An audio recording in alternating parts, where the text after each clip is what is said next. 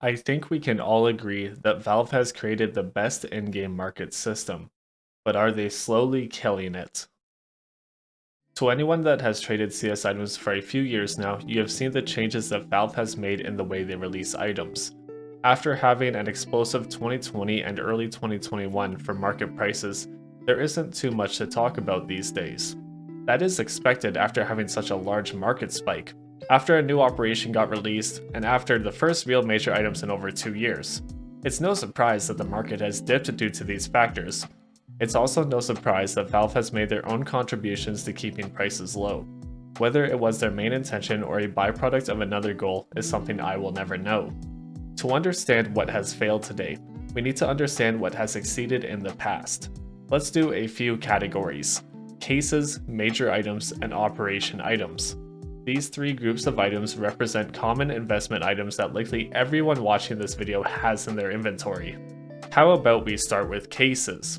In 2013, when the Armsteel update dropped, there were 4 cases released. 2014, 5 cases were released. 2015, another 5. 2016, another 5. 2017, only 3. 2018, 3 again. 2 for 2019, and 2 in 2020. While there's only 2 so far for 2021, we could potentially see the new Dreams and Nightmares case at any moment. The general trend that we can see here is that cases have been released at a slower rate over time. Kicking off the market, they dropped 4 cases. Likely after seeing the success of skins, they pumped out 5 cases for the next 3 years. For those that weren't around at the time, this was the golden era of Valve only release skins and don't care about the game. 2017 onwards, case production has been lowered. Now what's one thing you can say about case investments? The first thing that comes to my mind is easy. Besides recent operation cases and the Vanguard case, I can't think of a single case that has failed. Even the Vanguard case or the Weapon 3 case that contains only pistols has given over 1000% in returns in the last 3 years. Now this is the point I want to drive home throughout the video. Quality over quantity. The markets in 2019 saw a big transition, but I don't think these case games would be possible if Valve still releases 5 cases a year. We've had a fair share of major items at this point.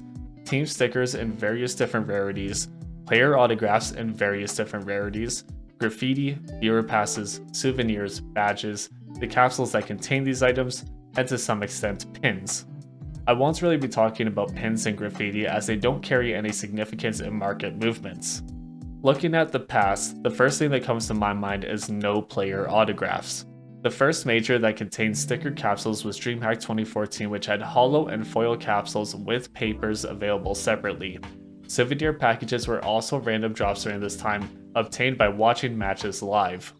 Cologne and Katowice 2014 both had paper and hollow in the capsule without foils.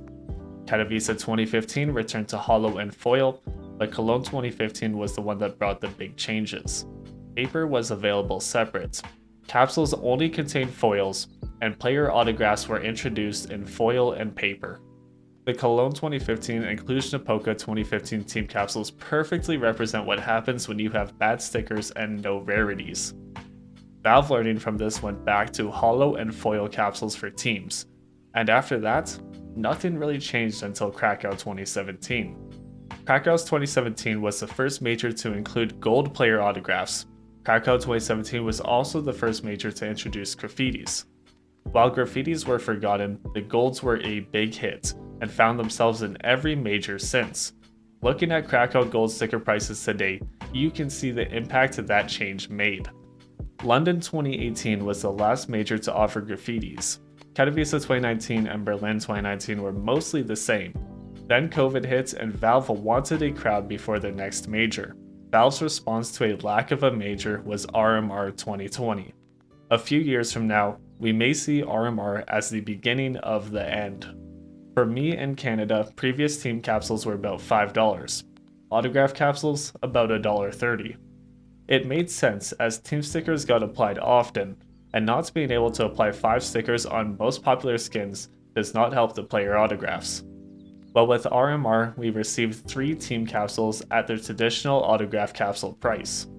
These capsules then went on sale, which was a surprise to many, and I am among those that bought early. I hoped after seeing the failure of RMR that Valve wouldn't try it again, but here comes Stockholm. Tons of options for this major. 3 team capsules, 2 autograph capsules, a viewer pass, purchasable souvenirs and badges. This major was stacked, and the various options combined with a good-looking items makes the investment potential of this major great. But the investment potential actually isn't great. Valve kept the RMR prices for team capsules, so now all capsules are the same low prices. The amount of people spending thousands of dollars on capsules has increased exponentially over the last few years. Why do you think this YouTube channel can even exist? Lowering the cost of capsules is the worst option for investment potential. The other big change Valve made was allowing you to buy as many souvenir packages as you wanted. Souvenir packages would have been the perfect investment if they kept the old drop system. Because the amount of packages dropped was tied to the amount of people watching the stream, it really scales perfectly. More people involved in CS, more packages dropped.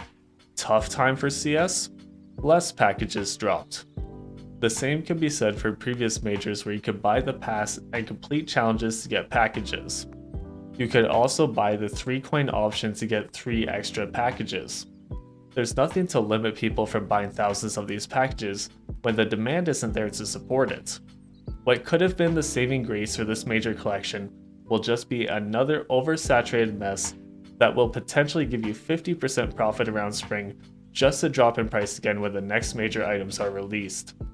I hope that souvenir packages containing map stickers instead of autographs will be a one-time thing, but that would be another example of Valve saturating the market.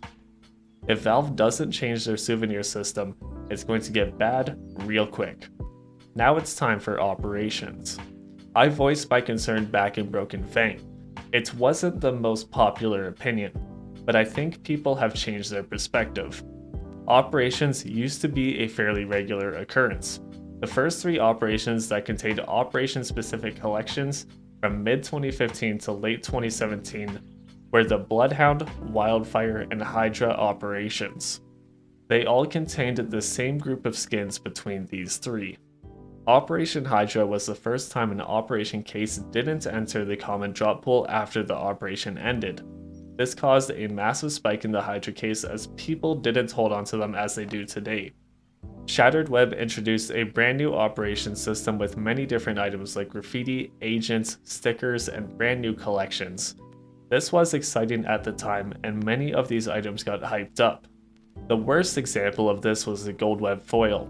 Due to the new star purchasing system and still having the ability to create an alt account and farm stars on those other accounts until the pass goes on sale, the quantity for the Gold Web foil became overwhelming compared to the real demand. I have no real complaints for the skins. Quantity wasn't too massive because you couldn't just spam one specific collection like you can do today. If you look at the price charts today, you can see how that was beneficial. Well, Valve didn't agree. So for Operation Broken Fang that was released a year after, you could select which specific items you wanted. Items with potential were run into the ground, and the other items that people didn't care about were forgotten. Another important change was a new set of Operation Skin collections. This puts the total number of Operation collections at 9. Now with Riptide, it still uses the new operation system with the ability to buy certain collections, but it has a little bit of a twist. The Train collection has rarities separated, and the high tiers do not scale properly. The odds for a red is extremely low, and you can buy thousands of stars and still not get one. While with the Train collection, you can guarantee a red with 100 stars. This absolutely destroyed the potential for the Glock Gamma Doppler, and I will never forgive Valve for that. As you may have noticed, Train is a new collection, just like the other 3 collections that are brand new. That brings the total Operation collection pool to 13. Is it just me, or is keeping track of all the Operation skins starting to become difficult? Is it really a surprise that the Op Fade price just completely fell to the ground when great Operation skins have been getting released every year? Basically, Valve has been lowering the barrier of entry, likely to increase profits. There are some ideas that Valve has implemented that could weather the oversaturation storm, but they're not enough for the increasing market cap. There has been a growing discussion around the lack of potential in newer items, and I feel that. When I bought my Stockholm 2021 capsules, I knew the money would be better spent buying another Kato sticker. I love new shiny things, but even I can't get on board with the new market. Here are some simple things that could completely turn this around. Cases are solid as is. If Valve keep the 2 case a year roadmap, I see cases maintaining their lucrative potential. Team capsules absolutely need to see an increase in price. We saw millions of capsules purchased during Berlin 2019. Berlin 2019 failed because of how terrible the stickers were. If RMR or Stockholm 2021 had the old pricing system, I would have actually put a sizable investment into both. Souvenir packages absolutely need to see player autographs. There's no way Valve will remove the option to buy souvenir coins. I'm not even going to entertain the possibility. Player autographs deserve to be on souvenir skins, even if they can be scratched and replaced. Can we not, please, can we not make this 100-star easy red system a thing? Another would be to bring back the Operation Shadowweb star system where you had to buy everything, not just a single collection. It drives uninteresting items into the ground, but at least the items people care about will be rare enough that they can be profitable. And that's about it really. If these suggestions were implemented, I think people would go from investing in new items is a waste of money to put a small amount of money in and see where it goes. I don't think there's a single item released in the last year that I can confidently say is a good investment. If nothing changes, there will be a point where people deal with higher tier old items sold on third-party markets, and the increased revenue that Valve is generating from these cheap sales will start to disappear as these big ballers don't even entertain their potential. I'm really not sure what Valve has planned, but it's not looking good for people like you and me.